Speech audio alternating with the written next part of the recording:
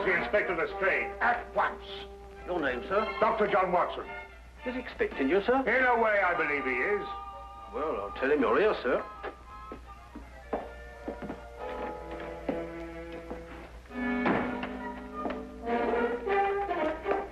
You can go in, sir. Ah, Dr. Watson, I didn't expect to have the pleasure of seeing you again so soon. Will you kindly read that? What is it? Read it. Oh. Yes, sir. Oh. I think it's disgraceful, sir. Absolutely disgraceful. What? Yes, and I'm glad you're here so that I can tell it to you personally. Why, you and I both know that it was Sherlock Holmes who solved the Cunningham case. If it wasn't for his brilliance and his persistency, the facts would never have been brought to light. And I think it's scandalous, sir, that the newspapers should have given me all the credit and said so very little about his magnificent achievement. What do you think, Doctor? Well, I absolutely agree with you. I'm glad you're on my side, Doctor. Why, of course. I'm so glad you take it that way. Well, what does Holmes think? Oh, he doesn't mind. You know, he doesn't care who gets the credit. Oh, dear old Holmes, such a modest fellow. Yes, well, look, you must give him my kind regards. Yes. And tell him that, although I know he doesn't think anything about it, I intend to get the newspapers to get the facts straight. Well, that's very good of you, Inspector. Oh, what's Holmes doing these days? Well, the last time I saw him, he was playing about with a lot of ink smudges and talking about the prints that fingers make. No. Good old Holmes, always experimenting. Inspector Lestrade, sir. Yes, what is it? There's been a murder reported at the home of Lord Beryl. What, Lord Beryl of the Foreign Office? That's him, sir. I'll be right with you. Excuse me, Doctor. Yes, of course. Lord Beryl. It's going to be a tricky situation to handle, what with the Foreign Office and who knows what else. Yes, indeed. Can I be of any assistance? I don't think so, Doctor. Oh, perhaps as a medical man. Mind you, I don't know what to expect, but I think you could be of invaluable assistance. Say no more. Here's the address, sir. Your carriage is waiting outside. Oh, thank you very much. Perhaps you'd care to acquaint Sherlock Holmes with what has happened. Well, I don't know. I don't know myself what's happened. As you said, the people involved make this case rather delicate. Perhaps a little suggestion now and then might help facilitate matters. One never knows. Yes, you're so right. Take a message to Mr. Sherlock Holmes of 221 Baker Street. 221B. Yes, of course, 221B Baker Street. Tell him what has happened and drive him to Lord Beryl's residence. Yes, sir. And tell him Dr. John Watson is already there. The flat's the first floor up. Yes, sir. Very good, sir.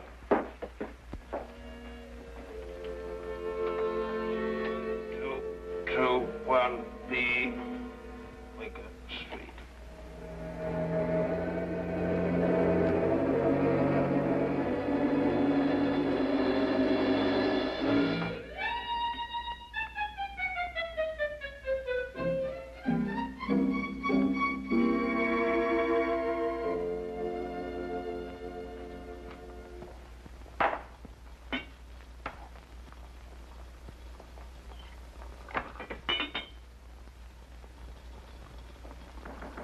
Come in. Excuse me, Mr. Holmes. Yes? A message for you, sir. There's been a murder committed at the home of Lord Beryl. Inspector Lestrade and Dr. Watson have already gone there. Thank you. Would you care to have some tea? Some tea, sir? Yes. Is that what you're making? Oh, come along. Come and have a look at this. I'm working on an extract from a special series of pygmy poisons. Oh, very interesting, sir. Tea? Well, yes, I don't mind if I do. You take milk? Yes, sir, please, sir, if I may. Splendid. Sugar? Thank you, sir. Where did I put that sugar? Ah, that's it. It's right here. Help yourself. Thank you, sir. So.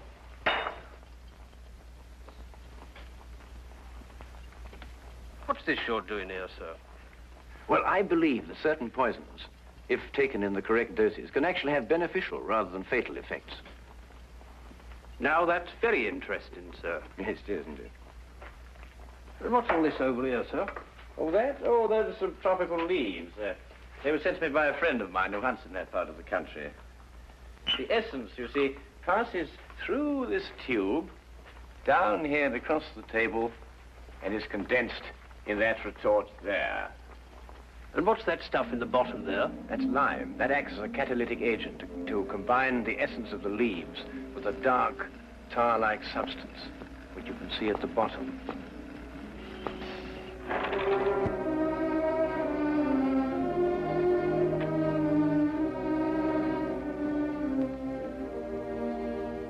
Inspector Lestrade, I demand to see my wife. You've kept me waiting half an hour, and now I should like an explanation. Of course, you're entitled to one, sir. You know that Karl Oberstein was murdered in your study. I was informed of that, and it is a tragedy, of course. But I still don't see that is... Lord Beryl, your wife has confessed to shooting him. What? That's why I couldn't allow you to see her. We were taking her statement. What does she say? Apart from the actual confession of murder, she refuses to say anything. You may go in now if you wish, Lord Beryl.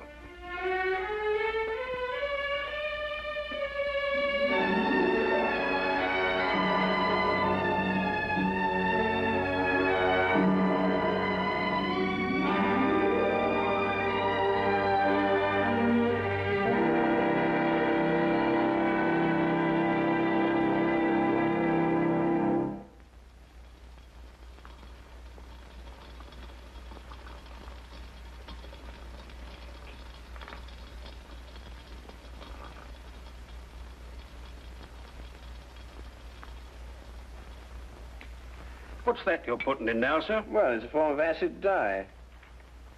Yeah. That's all right. Oh, where have you two been all the afternoon? Didn't the sergeant tell you? Oh, yes, I remember. There was a murder somewhere. Was it interesting? No, Mr. Dwight. Uh-huh. Well, Lestrade, come and have whiskey and soda. Whiskey and soda, Lestrade. I don't know. I'll be off duty in 5 minutes. Yes, I think that'd be all right. Neat for me. Well, sit down if you can find yourself a place. There you go. yes, well, I think we can leave that to boil for a little while now. Now, gentlemen, what's the problem? Who was murdered? A man named Karl Oberstein. Oberstein. Oberstein. Oh, yes, I remember. An Austrian chap. He was originally, but of course, for a number of years, he's been a freelance agent. Mm-hmm. Buying and selling anything he can get his hands on, eh? But his hands in a bit too much this time. Lady Beryl shot him. Holt Smith, 38. Oh, really? It was a nasty bit there. I examined the body before it was removed. Entire back of the head gone. Instantaneous death, of course. Did you find the bullet? No, the police surgeon will do that. It hadn't come out. Yes, and that shot in the back of the head removes any possible chance Lady Beryl may have had of claiming self-defense. You're off duty now, aren't you, Wilkins? Yes, sir. You may go home. Thank you, sir. It's been a pleasure working for you this afternoon, Mr. Holmes. I'd like to know how it all turns out. I'll let you know. Thank you, sir. Good afternoon, sir. I feel sorry for Lord Beryl. There'll be quite a scandal when this appears in the papers. Yes, it certainly will be. I wonder why Lady Beryl lied to you. What nationality was Lady Beryl originally? Well, she was born in Austria, although she was brought up in America. She's been here in England for the past 5 years, since her marriage, you know. It's a shame a woman like her has to remain in prison. Still, she might decide to tell you...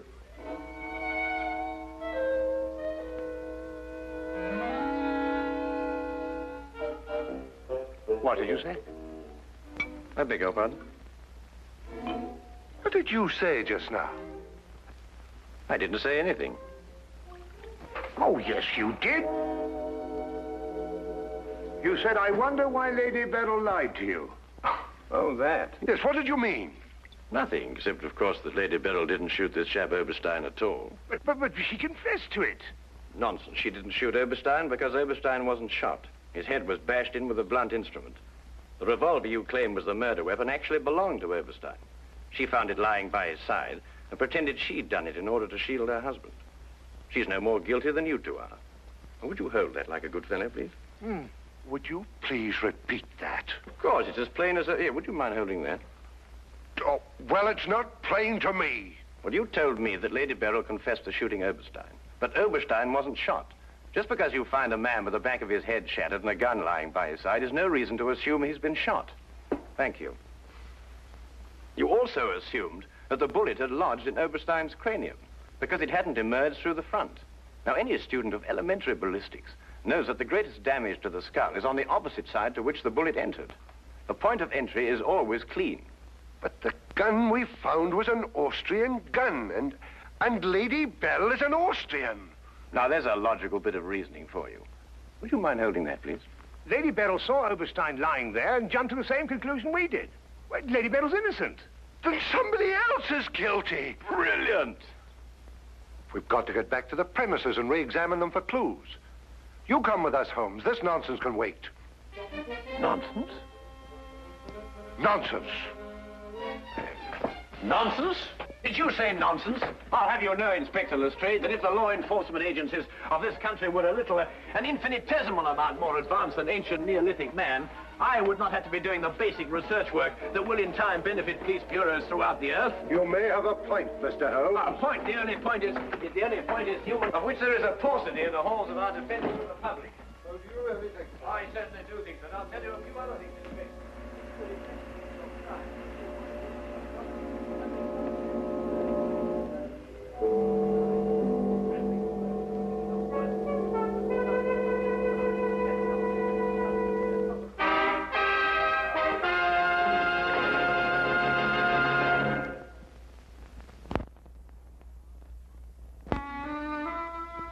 And now we return to the case of Lady Beryl. Yes, is to be dependent 90% on a good memory. Details, Lestrade, those are the things. She's in here, and normally I'd detain her for confessing to a crime she didn't commit, but, well, what with the Foreign Office and all that, I don't believe I will. No, Lestrade, you don't want to hold her. Much easier to solve the crime if she's out. Exactly. Inspector Lestrade.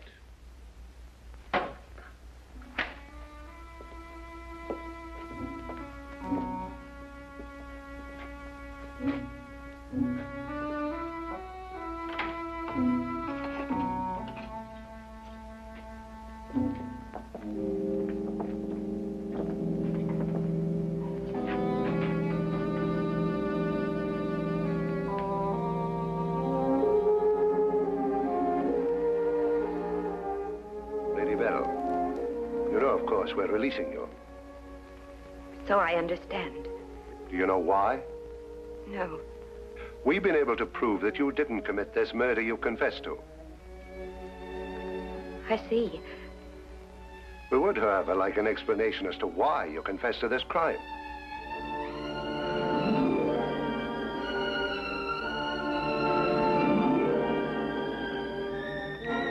I prefer not to explain my actions, Inspector. You realize, of course, that your actions are in themselves punishable and that we could detain you. I see. You still prefer to make no statement? That is correct. Very well, Lady Beryl. You'll be released as soon as the formalities can be cleared. Thank you. Human beings lie to gain, to cover, or to protect.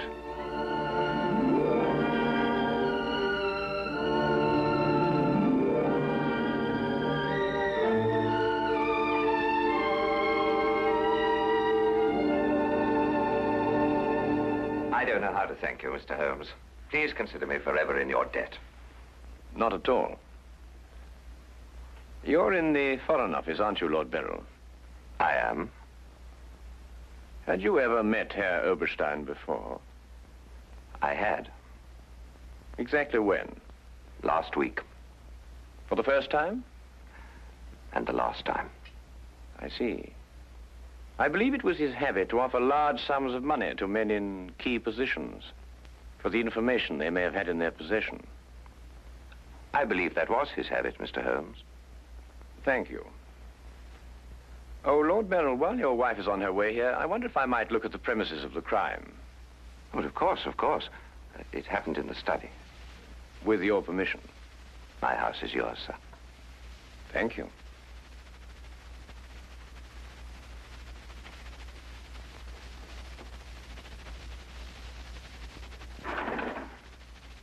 Well, now, let me see. Karl Oberstein was lying about there. Of course, it's been removed. Yes, yes, of course. I see you cleaned everything up with your usual remarkable efficiency, Lestrade. Now, look here, Holmes. I didn't know there was going to be any mystery about this affair. Oberstein's head was here, Holmes, and his feet were there. Thank you, Watson.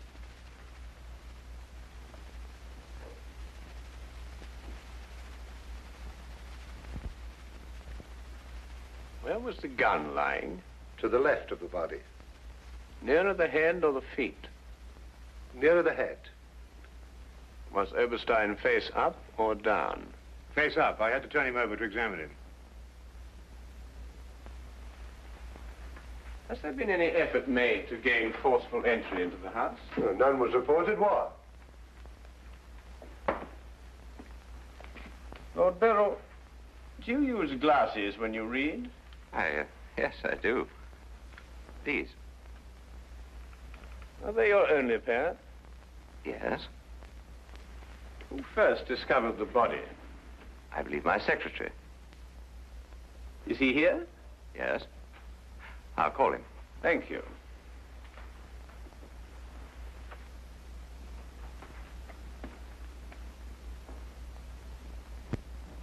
Lestrade, where was Lord Beryl at the time you estimated the crime was committed? He'd been at a meeting with high government officials all day. Oh, good, good. Why did you ask about the glasses, Holmes? It's because Lord Beryl wears glasses when he reads. But Lady Beryl confessed to a crime she didn't commit. What?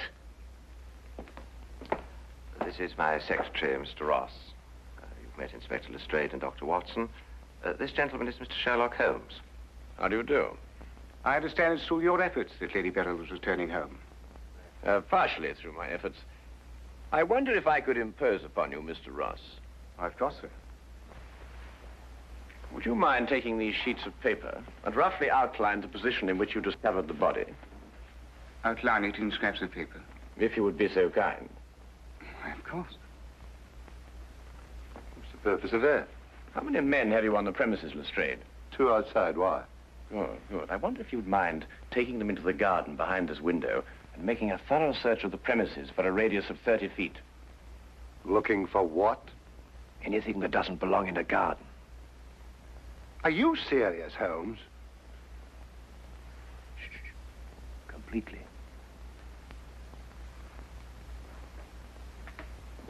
Let's got him out of our way. Have you examined your safe, Lord Beryl? I have, Mr. Holmes. All my papers are intact. Excellent, excellent. Does Mr. Ross have the combination to your safe? Yes? There's been no question of robbery. Of course not, Ross. One must ask these questions in an investigation. Of course. Good afternoon, Lady Beryl. Nina, my darling. How are you? I'm all right, George. Quite all right. You must rest. This experience must have been horrible for you. It's all right. It didn't last long enough to be too difficult. I don't know how, but Holmes has solved the entire thing. Has he really? Not entirely, Lady Beryl. Not yet. Do you expect to? I can only hope to. Mr. Holmes, if there's anything I can do to help. If it would not be too much of an imposition, Lady Beryl, I would like you to retake the position in which Mr. Ross discovered you when he entered the room. Mr. Holmes, my wife has had a harrowing experience. Please consider her nerves at this point. You're forgetting, Lord Beryl, that your wife confessed to a crime she didn't commit. The circumstances are somewhat exceptional. But if Lady Beryl would rather not... It's quite all right, George. Now, let me see.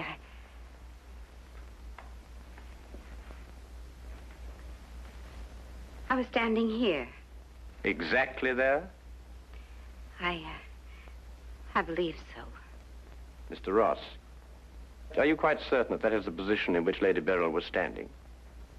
Well, if you'll pardon my saying so, Lady Beryl, just for the sake of accuracy, you understand, I believe you were standing just a bit further to your left. A little to your left, Lady Beryl. Like that? Yes, I'd say right there. Good. Now, Lady Beryl had a revolver in her hand. Mr. Holmes. That is correct. In which hand? My right hand. Mr. Ross? That's right. Lady Beryl's right hand. Lord Beryl, do you happen to have a revolver in the house? Yes, I have. May I have it? I'm not going to ask my wife to... Yes, I am. If your wife has no objection. Of course she has objections. I have no objections, Mr. Holmes.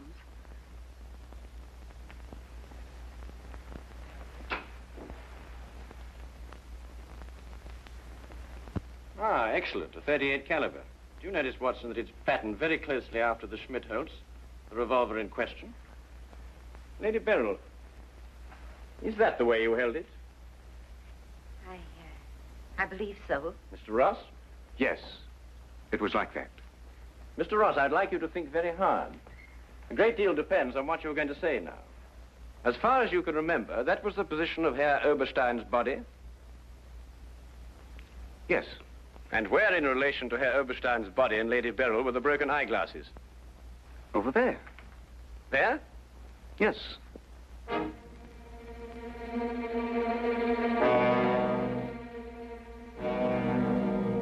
Watson, were there any glasses on the floor when you found the body? Absolutely not. You're positive? Positive. That's right. I didn't know what I was saying.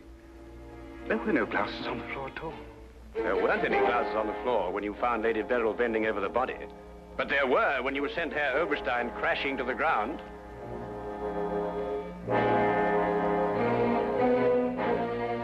Before you run, Mr. Ross, look at Lady Beryl.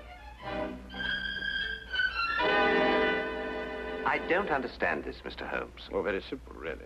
Herr Oberstein approached you with an offer to buy Foreign Office secrets. You threw him out. Then Ross contacted him, prepared to sell him the secrets. Well, there's nothing missing from the safe. Of course not. If you sold anything, you'd have been found out. Herr Oberstein came here expecting to buy. You opened the safe, showed him the papers he wanted. He put his glasses on to examine them. And then when he paid you, you smashed his skull in. He fell, breaking his glasses. His revolver dropped from his pocket. Then you replaced the papers, pocketed the money, and left. It's a lie. Why, you filthy... The unfortunate point occurred when Lady Beryl discovered the body. You read the evidence incorrectly. I thought the gun was my husband's. Similar, but not the same. And the glasses. A very common variety of frame. You gathered up the pieces, except a few fragments, and threw the frames away. Yes. Then you lied to protect your husband. Yes. Nina. Brilliant, Holmes. Absolutely brilliant. Thank you, Watson.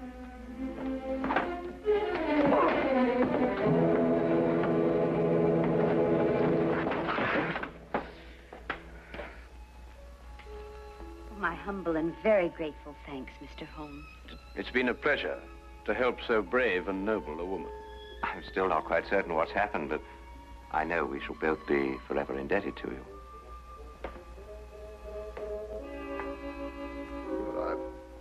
Searched the whole garden, Holmes. Couldn't find anything but this old pair of glasses. They're broken at that. Really? Mr. Holmes has solved the entire case, Inspector. He has? How? By the little things, Lestrade. The little things that one must remember. The little things that make the difference between success and disaster. One must never forget that the difference between... Good heavens. Watson. What is it, Holmes? I left the gas on under the experiment. All Baker Street will be blown up. Holmes, I turned it off. Straight, hold that. Holmes! Holmes! Holmes!